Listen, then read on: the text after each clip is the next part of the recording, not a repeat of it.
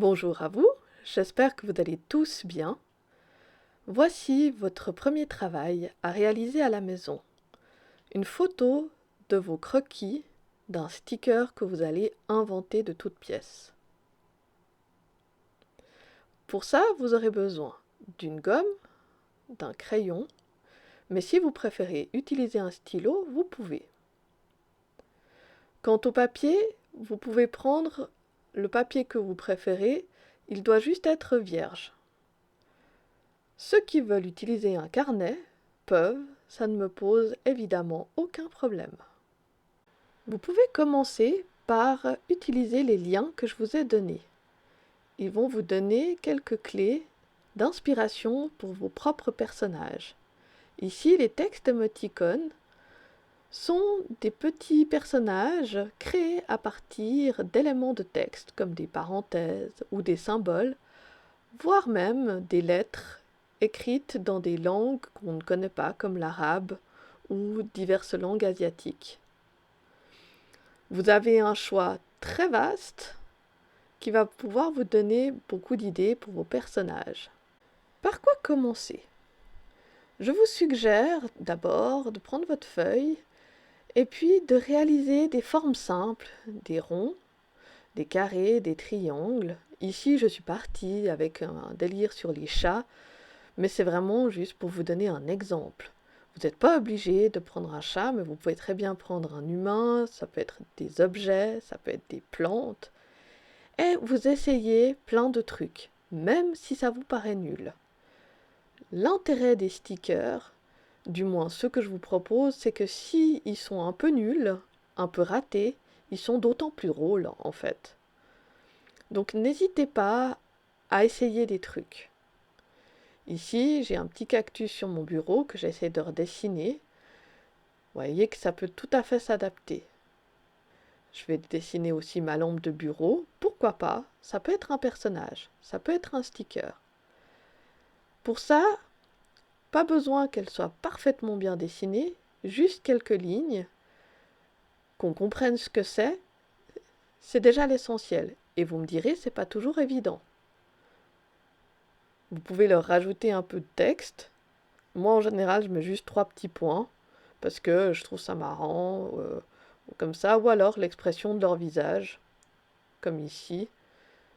Soit je le fais dans la bulle de texte, soit je peux aussi très bien redessiner ma lampe et puis dessiner l'expression sur son visage. Ça dépendra un peu de l'objet. Il y a des objets qui s'y prêteront évidemment mieux que d'autres. Si je regarde la page internet que je viens de vous montrer et que je m'inspire des émoticônes que je vois, je peux essayer de les dessiner. Évidemment, il est hors de question que vous me rendiez un document avec les dessins faits en traitement de texte. Pas que ce soit pas intéressant, mais le but c'est que tout le monde prenne un papier et de quoi écrire ou dessiner afin de sortir un peu sa tête des écrans un moment. Ici, je teste un peu ce que je vois. Je me dis, tiens, c'est peut-être un style qui se prête bien au stylo noir épais. Si vous en avez un, essayez. Voyez que ça peut rendre assez intéressant. Certains d'entre vous reconnaîtront une partie de leur travail qui m'a inspiré ici. Je peux même essayer le stylo bille et que si ce dernier ne fonctionne pas comme ici, il va me permettre de pouvoir faire un peu des dégradés. Ça peut être un outil intéressant. Moins pour ce projet-là, parce que au final, on cherche plutôt un trait net que réellement des dégradés, mais on peut essayer. Là, je réalise quelques petites ombres sur le côté de la parenthèse. Bon, pourquoi pas. N'hésitez pas à faire des tests. N'ayez pas peur de vous tromper. Ce serait dommage de passer à côté d'idées très originales par peur de faire faux. Le style suivant est un style beaucoup plus décontracté. Regardez un peu le contenu de cette page. Voyez qu'il y a de tout. Autant des choses très bien dessinées, autant des choses simples, mais drôles. N'hésitez pas à vous amuser. Ce qui compte là n'est pas de bien dessiner, mais plutôt de saisir l'essentiel de l'élément en fait drôle et de le convertir en dessin. C'est ça qui est fun.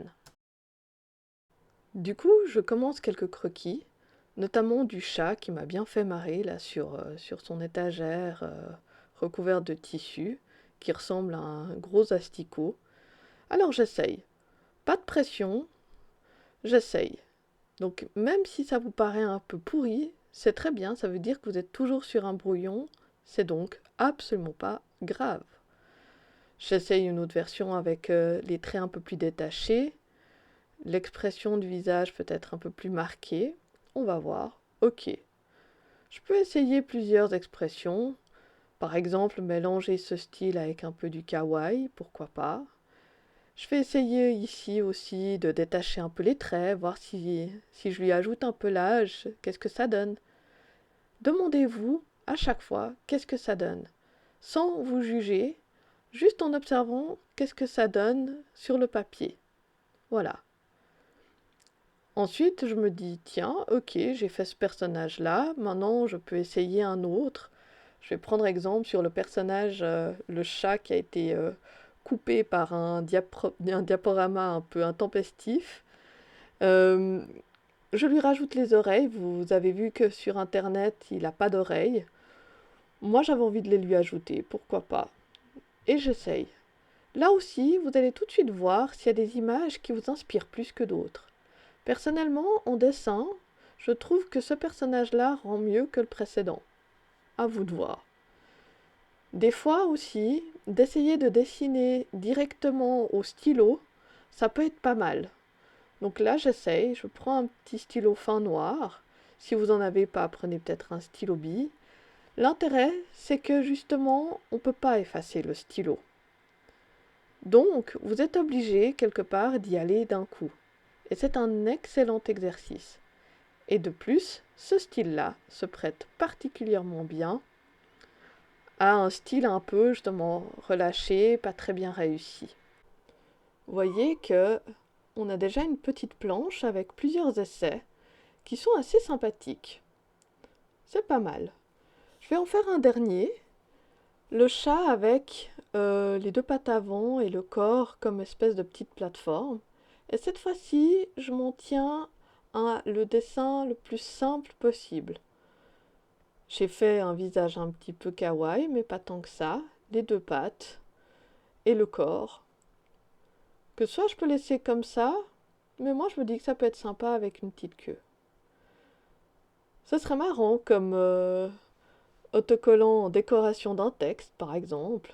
Si j'écris, je sais pas moi, chère Madame Troyet, allez.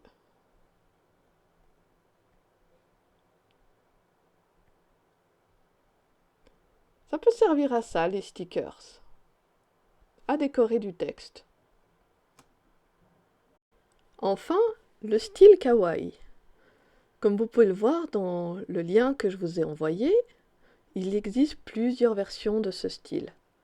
À commencer par le plus simple, vous pouvez voir ici que c'est juste deux ronds noirs, alors parfaitement ronds, avec le museau au milieu. Le second style plus répandu, c'est celui avec les étoiles et les petites billes dans les yeux. De manière générale, le style kawaii a une tête plus grande que le corps, mais pas forcément. Ça peut se résumer juste à une forme simple. Pour commencer, comme d'habitude, je fais une forme de base. On va commencer ici par un rond, dans lequel je vais placer assez bas sur le visage deux grands yeux. Pour l'instant, avec des petites billes, j'essaierai peut-être le deuxième style plus tard. Mettez-les bien bas sur le côté et un petit museau au milieu. Enfin, le museau n'est pas obligatoire si vous ne faites pas un animal, évidemment. Le corps n'est pas obligatoire non plus, mais ici je choisis de faire un petit corps de chat avec une mini queue, pourquoi pas, c'est rigolo. Voyez, c'est très vite très très chou. Je peux faire le second style, juste un rond, les deux yeux cette fois-ci remplis, et vraiment le museau entre les deux yeux. Ça accentue le côté presque un peu abstrait de ce style et qui donne des petits personnages aussi très intéressants. On peut réfléchir à vraiment plusieurs manières de dessiner les kawaii. Moi, je vous suggère vraiment d'essayer plein de styles. Comme je vous le disais avant, une forme simple, donc cette fois-ci fusion entre le corps et la tête, peut aussi être faisable. Ici, vraiment, je me suis inspirée de ce que j'ai vu sur internet et ça a donné ce petit perso. J'essaye d'y aller avec une base ronde.